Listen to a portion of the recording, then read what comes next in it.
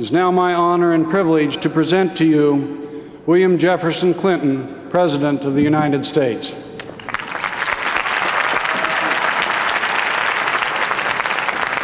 Thank you. Thank you very much. Thank you. Thank you. Thank you very much. Thank you, Dr. Vest. I think you're the real thing. Chairman Darvaloff, Dr. Gray, members of the corporation, the faculty, especially to the members of the class of 1998 and your families, the classes of 1948 and 1973, Mayor Duhay, members of the City Council. I thank the brass ensemble for the wonderful music before. Let me say I am profoundly honored to be here on the same platform with Dr. David Ho, and grateful for the work he has done for humanity. Thank you.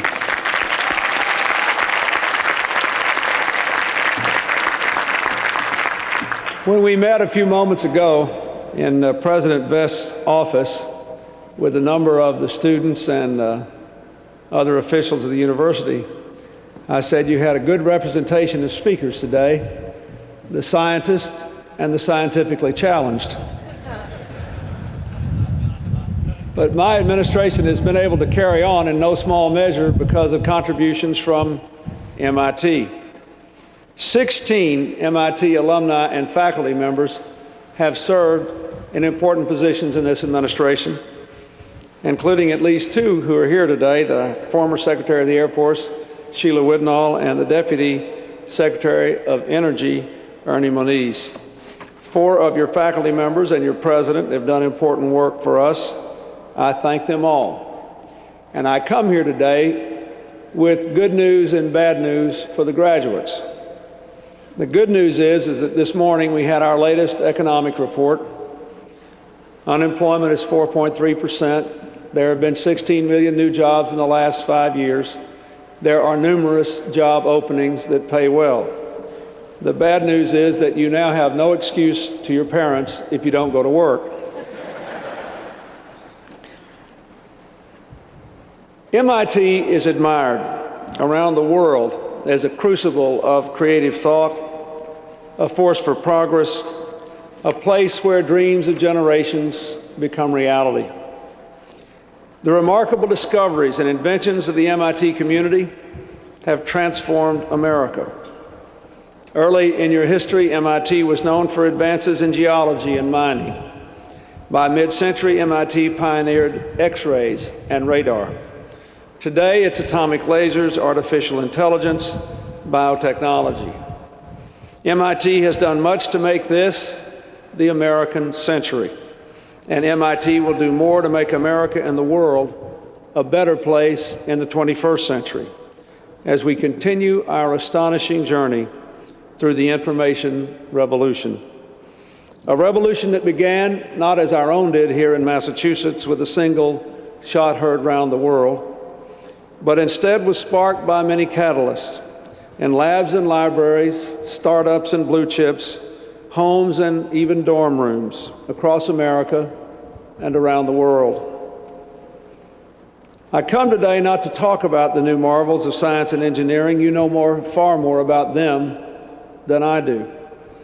Instead, I come to MIT, an epicenter of the seismic shifts in our economy and society, to talk about how we can and must apply enduring American values to this revolutionary time, about the responsibilities we all have as citizens to include every American in the promise of this new age. From the start, our nation's greatest mission has been the fulfillment of our founders' vision, opportunity for all, best secured by free people, working together toward better tomorrows and what they called a more perfect union. Americans believe the spark of possibility burns deep within every child, that ordinary people can do extraordinary things. Our history can be understood as a constant striving on foreign fields and factory floors, in town halls and the corridors of Congress, to widen that circle of opportunity, to deepen the meaning of our freedom, to perfect our union, to make real the promise of America. Every previous generation has been called upon to meet this challenge. And as we approach a new century in a new millennium, your generation must answer the call. You enter the world of your tomorrows at a remarkable moment for America. Our country has the lowest crime rates in 25 years, the smallest welfare rolls in 27 years, the lowest unemployment in 28 years, the lowest inflation in 32 years, the smallest national government in 35 years, and the highest rate of home ownership in our history. Such a remarkable time, a period of renewal, comes along all too rarely in life, as you will see. It gives us both the opportunity and the profound responsibility to address the larger, longer-term challenges to your future. This spring, I am speaking to graduates around the country about 3 of those challenges. Last month, I went to the Naval Academy to talk about the new security challenges of the 21st century: terrorism, organized crime and drug trafficking, global climate change, the spread of weapons of mass destruction. Next week at Portland State in Oregon, I will discuss how our nation's third great wave of immigration can either strengthen and unite America or weaken and divide it.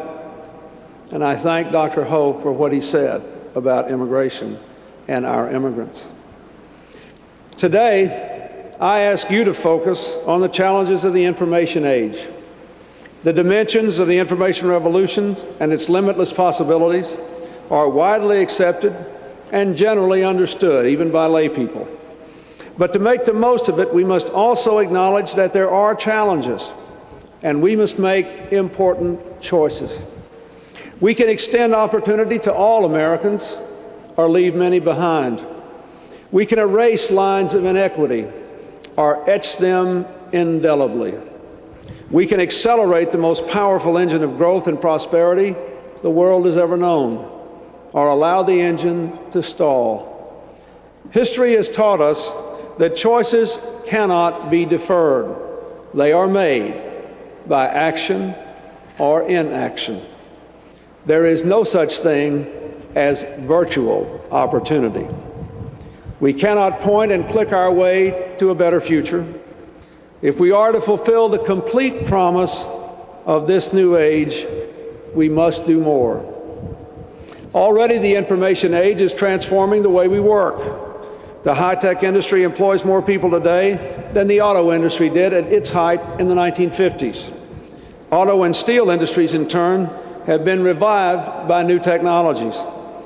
Among those making the most use of technology R&D are traditional American enterprises such as construction, transportation, and retail stores.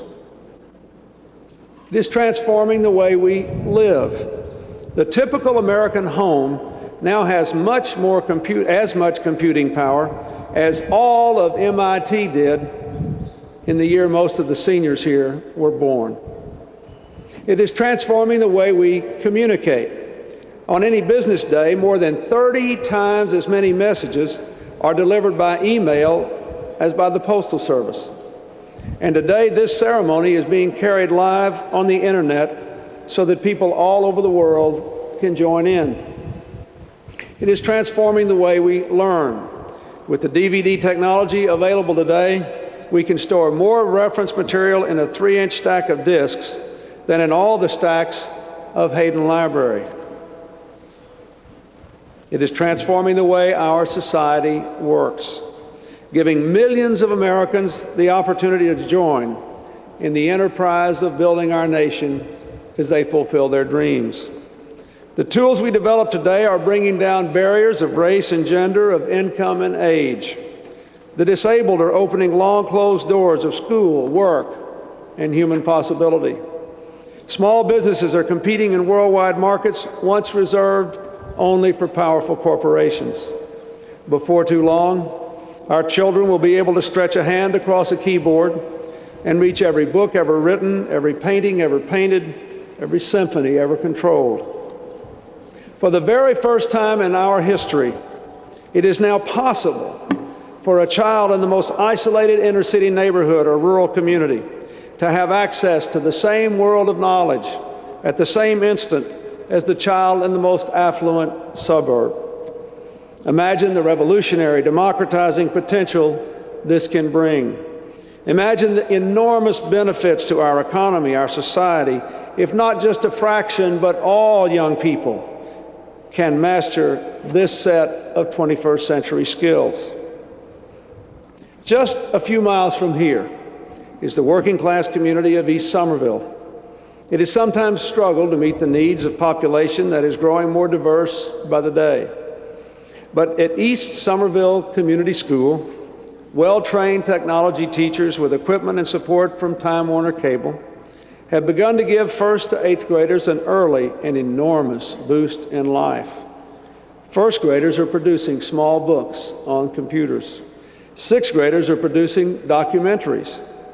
The technology has so motivated them that almost all the sixth graders showed up at school to work on their computer projects over winter break. That small miracle can be replicated in every school, rich and poor, across America. Yet today, affluent schools are almost 3 times as likely to have internet access in the classroom. White students more than twice as likely as black students to have computers in their homes. We know from hard experience that unequal education hardens into unequal prospects. We know the information age will accelerate this trend. The 3 fastest growing careers in America are all in computer-related fields, offering far more than average pay. Happily, the digital divide has begun to narrow, but it will not disappear of its own accord. History teaches us that even as new technologies create growth and new opportunity, they can heighten economic inequalities and sharpen social divisions. That is, after all, exactly what happened with the mechanization of agriculture and in the Industrial Revolution. As we move into the information age, we have it within our power to avoid these developments. We can reap the growth that comes from revolutionary technologies and use them to eliminate, not to widen, the disparities that exist. But until every child has a computer in a classroom and a teacher well-trained to help, until every student has the skills to tap the enormous resources of the internet, until every high-tech company can find skilled workers to fill its high-wage jobs, America will miss the full promise of the information age. We cannot allow this age of opportunity to be remembered also for the opportunities that were missed. Every day we wake up and know that we have a challenge. Now we must decide how to meet it. Let me suggest 3 things. First, we must help you to ensure that America continues to lead the revolution in science and technology.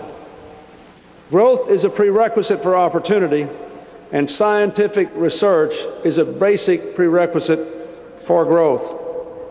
Just yesterday in Japan, physicists announced a discovery that tiny neutrinos have mass. Now, that may not mean much to most Americans, but it may change our most fundamental theories, from the nature of the smallest subatomic particles to how the universe itself works, and indeed, how it expands. This discovery was made in Japan, yes, but it had the support of the investment of the U.S. Department of Energy. This discovery calls into question the decision made in Washington a couple of years ago to disband the superconducting super collider, and it reaffirms the importance of the work now being done at the Fermi National Accelerating Facility in Illinois. The larger issue is that these kinds of findings have implications that are not limited to the laboratory. They affect the whole of society, not only our economy, but our very view of life, our understanding of our relations with others, and our place in time. In just the past 4 years, information technology has been responsible for more than a third of our economic expansion. Without government-funded research, computers, the internet, communication satellites wouldn't have gotten started. When I became president, the internet was the province of physicists. Funded by a government research project, there were only 50 sites in the world.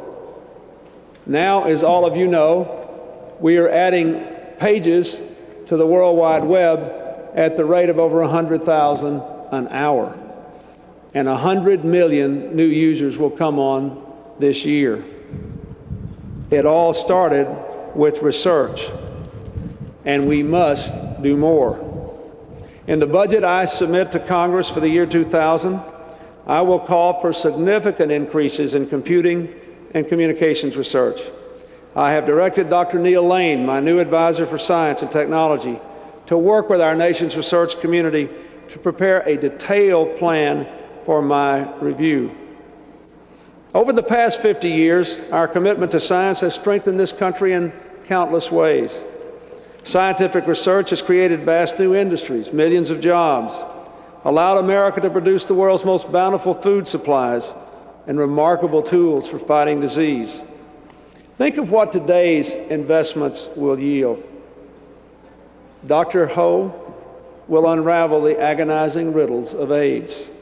There'll be a cure for cancer, a flourishing economy that will produce much less pollution and move back from the brink of potentially devastating global warming. High-speed wireless networks that bring distance learning, telemedicine, and economic opportunity to every rural community in America. That is why, even as we balanced our budget for the first time in 29 years, we have increased our investments in science. This year, I asked Congress for the largest increase in research funding in history, not just for a year, but sustained over 5 years. It is a core commitment that must be part of how every American, regardless of political party or personal endeavor, thinks about our nation and its mission. We are also working, I might add, thank you. Those are the people who receive the research grants over there. I want you to know that we are also working to address the threat to our prosperity posed by the year 2000 bug. I tried to find out what the class hack project was for the class of '98, and I failed. But I did learn that in the year 2000, the graduating class is proposing to roll all our computers back by 100 years, and I am determined to thwart you. I will do my best. The second thing we have to do is to make sure that the opportunities of the information age belong to all our children. Every young American must have access to these technologies. 2 years ago, in my State of the Union address, I challenged our nation to connect every classroom to the internet by the year 2000. Thanks to unprecedented cooperation at national, state, and local levels, an outpouring of support from active citizens, and the decreasing cost of computers, we're on track to meet this goal. 4 years ago, when you came to MIT, barely 3% of America's classrooms were connected. By this time next year, we will have connected well over half our classrooms, including 100% of the classrooms in the nation's 50 largest urban school districts. But it is not enough to connect the classrooms. The services have to be accessed. You may have heard recently about something called the E-rate. It's the most crucial initiative we've launched to help connect our schools, our libraries, and our rural health centers to the internet. Now some businesses have called on Congress to repeal the initiative. They say our nation cannot afford to provide discounts to these institutions of learning and health by raising $1 billion or so a year from service charges on telecommunications companies, something that was agreed to in the Telecommunications Act of 1996 that passed with overwhelming bipartisan majorities in both houses. I say we cannot afford not to have an E-rate. Thousands of poor schools and libraries and rural health centers are in desperate need of discounts. If we really believe that we all belong in the information age, then at this sunlit moment of prosperity, we can't leave anyone behind in the dark. Every one of you who understands this, I urge to support the E-rate. Every one of you here who came from a poor inner-city neighborhood, who came from a small rural school district, who came perhaps from another country where this was just a distant dream, you know that there are poor children now who may never have a chance to go to MIT unless someone reaches out and gives them this kind of opportunity. Every child in America deserves a chance to participate in the information revolution.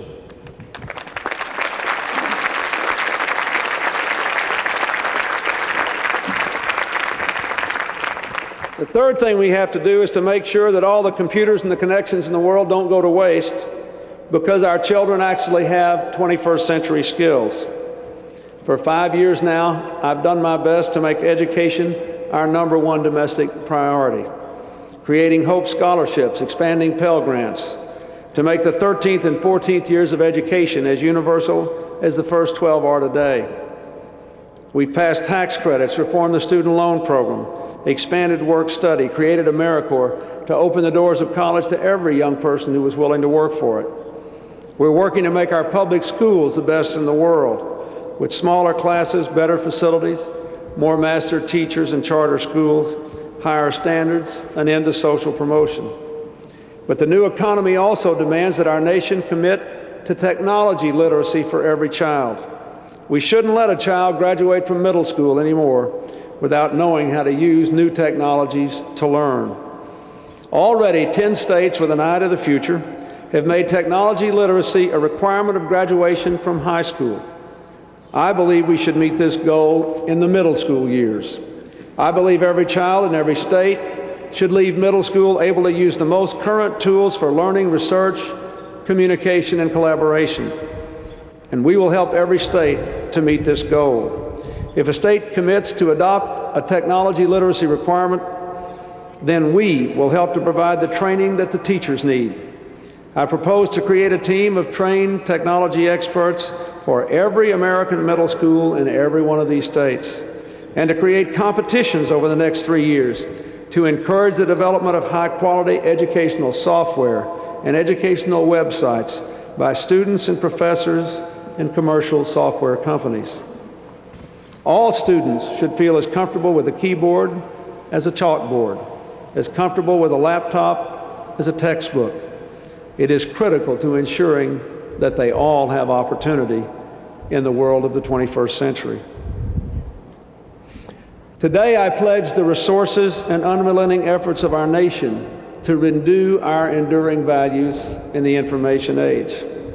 But the challenges that we face cannot be met by government alone. We can only fulfill the promise of this revolution if we work together in the same way it was launched, together, with creativity, resolve, a restless spirit of innovation. While this mission requires the efforts of every citizen, those who fuel and enjoy the unparalleled prosperity of this moment have special responsibilities.